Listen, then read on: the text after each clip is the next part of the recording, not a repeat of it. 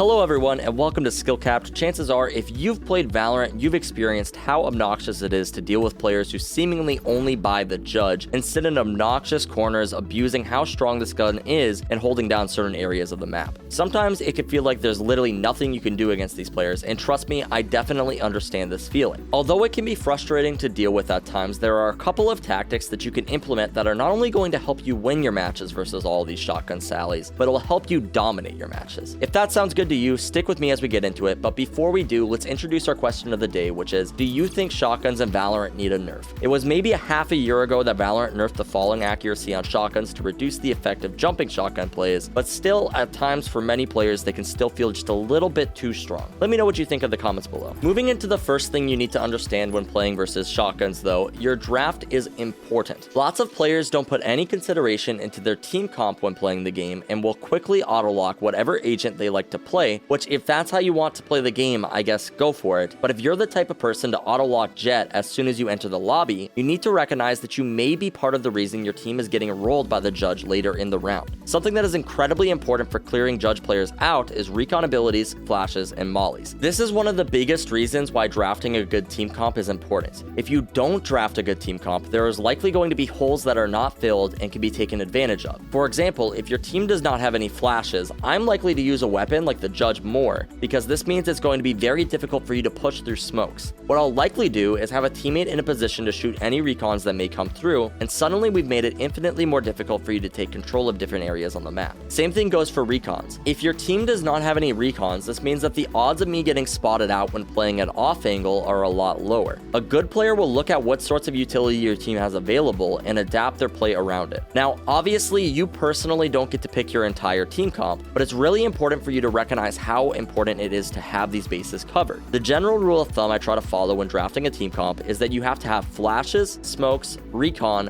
one sentinel, and from there, I personally like to have some sort of movement. Generally, a raise or a Jett is really nice. Obviously, there are exceptions to this rule, and not every professional team follows this team comp exactly, but it seems to be the most meta type of comp you will find, and this way you can cover all of your bases. However, even if there are holes in your team comp, there are still things you can do to counteract the shotgun meta, and that's what we're going to be breaking down next. Before we do though, if you guys are seriously looking at improving, I highly recommend you head on over to skillcapped.com and check out all of the things we have to offer. We have up-to-date lineups, courses on how to improve with all agents, Smurf commentaries where a higher ranked player walks you through how to carry in your rank, and so much more. Come join over 500,000 satisfied members, improve that KDA, and get the rank that you've always wanted at skillcapped.com. Link in the description below. Moving on, the very first tip for dealing with judge players is you're not going to want to smoke stuff too much, or specifically too close. For shotguns to be strong against you, they need to be relatively close to you. This means that the main goal should be to make it as difficult for them to get close to you as possible. If you're smoking the entrance of a site, what is likely going to happen, especially if it's a Jett running the judge, is they will push up into the smoke and smoke/dash out onto site, and suddenly you're in a really bad position. Instead, don't let them close that gap so easily and smoke further back, or even not at all, and force these players to take challenges that they don't want to. This is especially useful when your opponents are on an eco round, because you know they will almost always be at a disadvantage in these longer engagements. However, if they do have money to full buy, it's a little bit harder to determine, and you'll have to make an educated guess based off of how they've been playing. If they've been running the judge in the past full buys, it might be a good idea for you to stick to the strategy of taking those farther range duels. However, if they just bought the judge because it was an eco round, maybe it's better to play the round in more of a standard way, anticipating that they will be buying rifles this round. Similarly, if you're playing on offense, it's really important that you do not place smokes directly on the site while the enemy team is on an eco. The problem when placing a smoke on the site is it gives the defenders something to play around as you are entering the site. Sometimes it can be a good idea to place smokes on site. Specifically, it's good if your team is on an eco and you're trying to cut off longer sight lines that defenders might be holding. However, if they are on an eco, your team has the advantage, and you should smoke off the entrances to the site and use that cover to clear out the site for your team and make sure nobody's hiding on the site. If you are smoking on site during an eco, you will just give them more places to hide and make more of an opportunity to punish you with a weapon like the judge. Furthermore, if you're playing against a player you know likes to use the judge, avoid smokes like the plague. When you're playing Valorant, you should constantly be picking up on the playstyle of your enemies, and if one of them likes to play like a rat, you need to learn to respect that player. If you're going to push a smoke, make sure that you're using utility to do so. This means using drones and concussions and even pre-firing smokes to punish these players for pushing up so close. And when you pre-fire the smoke, don't just shoot randomly into the smoke, spray in locations that the enemy might actually be hiding. I don't know about you, but when I hide in a smoke, smoke, I'm not just going to stand in the center of the smoke waiting for enemies to shoot through it. I'm going to stand in a spot that is out of the way of normal locations an enemy might fire at. If you want the best chance of taking out an enemy hiding in the smoke, generally what I do is I will pre-fire both left of the smoke and right of the smoke, and then do a quick spray through the rest of the smoke just in case they might still be hiding in there. I can tell you personally, I play Valorant like a complete rat, and people are terrible at pre-firing smokes. If you're just shooting into the center of the smoke hoping to kill somebody, you're going to get sadly surprised when somebody is still in there. Instead, shoot in spots where they might actually be hiding. And one last thing to keep in mind, when you're pre-firing smokes, you should generally have a teammate there with you just in case they try to push out on you. I can't tell you how many times somebody has tried to spray into a smoke I was hiding in, and I swung them while their aim was off and got a kill. Shooting into smokes can be a really bad idea if you're solo, especially if you have a Vandal, since you can easily figure out where that player is. Moving on to the next thing you want to do versus shotgun players in Valorant is you're probably going to want to give them closer areas on the map and fight over the more open areas instead. This means on a map like Bind, you're probably going to want to give up hookah and U-haul and instead fight over long and showers. Now, normally it can be really difficult to perform a site take without hookah control. However, your plan instead is you're going to sacrifice hookah control in an attempt to take control of elbow. If you're going to give something to the defenders, you want to take something in return. With elbow control, you can make it very difficult for the rotating defenders to initiate their retake onto site, and that player with the judge and hookah is going to have a rough time having an impact on your team because he's not going to be able to take any duels outside of hookah, especially if your team opts to smoke off hookah as you're entering the site and make it even more difficult for him to drop out. Similarly, if you're giving up U-haul control on A, you're going to want to take control of back site, and if possible, grabbing heaven control will be massive for your team. The easiest way to grab control of back site is by grabbing showers first, so make sure your team is running a decent split between short and showers, but I want to emphasize if you know they have a judge, it is a really bad idea for you to challenge these close quarter areas, and you're going to have to adapt your playstyle to make sure you're not just running your entire team to their deaths. Aside from that, if you do choose to push a player who you know has a shotgun, you need to make sure to use your utility and not peek them one by one. The judge is a really strong gun, but it's not going to make a massive difference if you're hitting that player with flashes and then double swinging them. Similarly, if you're hiding in a corner, use your mollies or grenades or shock darts and get them out of that corner into the open. I can't tell you how many times I've died after attempting to push onto site, and I look at my allied breach player who still has 3 flashes, his ultimate, and an aftershock available. People are constantly complaining about there being too many corners in Valorant, and the reason there are so many corners is because there's a lot of utility to help clear them. If you're not using your utility to help with that, in some ways you kind of deserve to be dying to cheese tactics like this. Lastly, if you're someone who is specifically struggling with shotgun jet players, my best tip for you is rather than standing in the spot that they are going to be dashing to, stand in a spot that you will be able to kill them when they dash there. Shotgun players are relatively predictable because it's not a flexible gun. They need to be able to get close to you to make use of that gun, so they're likely going to try and rush you and catch you off guard. Just playing further back on the site or positioning yourself in a way where you can catch them while they are getting ready to dash can really throw off their rhythm. Try to be aware of common rush gimmicks such as the early omen blinds like on Ascent or Split, and just slow the game down a bit. Shotgun jet is a gimmick, and it's a strong one, but just because it's strong does not mean it's not a gimmick. If you slow down your play, position strategically, and use your utility intelligently, you should be able to come out on top in these matchups, despite how obnoxious they can feel at times. Lastly, remember, if you want to improve, win more gunfights, and get the rank that you've always wanted, be sure to check out SkillCapped.com. Link in the description below. Honestly, nobody really enjoys dealing with shotguns, but there is a number of ways to play around them, so I hope this was helpful for you all. Most importantly, just try to remember to keep your cool when playing versus shotgun players. I think a big strength of the shotgun meta is just that it's so tilting to actually die to these players. I've had so many of my teammates just lose their minds because the opponents have a judge one trick on their team, when at the end of the day, if you're not adjusting your playstyle based off of what your opponent is doing, you're really going to have a rough time. Anyway though, if you guys enjoyed the video, be sure to subscribe to the channel down below to be updated with our future videos, and as always, I'm the King Live, and we here at SkillCapped want to thank you all for watching. We'll catch you in the next one.